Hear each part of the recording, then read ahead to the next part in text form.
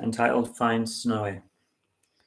The pasta was piled on the plates and it looked and smelled delicious, and they immediately tucked in.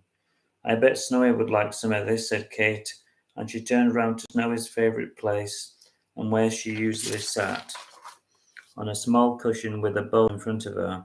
The bowl was full and Snowy wasn't. Oh my God, says Kate, where is Snowy?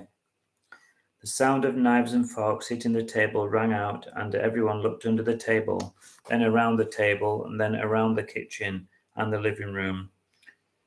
Sorry, Snowy, Kate cried, but there was no response, not even a little squeak. Where can she be? Said Kate, as she ran upstairs and checked every room and every cupboard and closet, but she was nowhere to be found. Where are you, Snowy? Katy thought, and panic rose in her chest.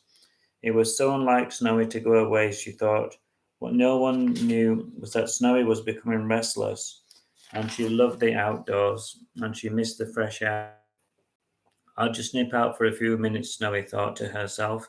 No one will mind, she thought to herself, but people did mind. They were worried. Kate began to panic. She'd even looked inside the washing machine. Now it was time to look outside. As soon as Snowy stepped outside, she noticed that it had grown a lot colder, and there was a thin layer of frost on the ground. She looked up at the dark sky, and the moon shone like a newly minted coin. Snowy's breath made little puffs in the air, and then everyone began to shout Snowy's name. They looked under the table, behind the sofa, behind the heavy curtains, and in every room, and even inside. Oh, I've already done that. The washing machine. But Snowy was nowhere to be seen. She disappeared as if by magic, like a little steam train, she thought. She looked through the gate, and there was no one about. It was so quiet and peaceful, she thought.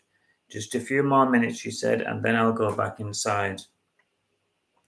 Then a man appeared at the gate. Hello, Kitty, he said. What a beauty you are, he added, smiling.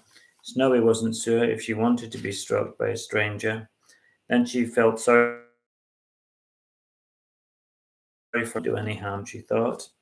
When she got closer to the man, she thought that he smelled funny, like licorice. He brushed her once, but he wasn't gentle like Kate, and then he grabbed her by the scruff of her neck and stuffed her into his smelly carrier bag. It was at this moment that Katy burst outside with her friends, and Snowy heard her name being called out, and as she was being carried away unnoticed, and then she was placed in a car and driven away at speed. Snowy was frightened, and tears filled her big green eyes and fell onto her lovely white coat. Why, oh, why did I leave Kate? She thought, as she was placed in the back of the car and driven away.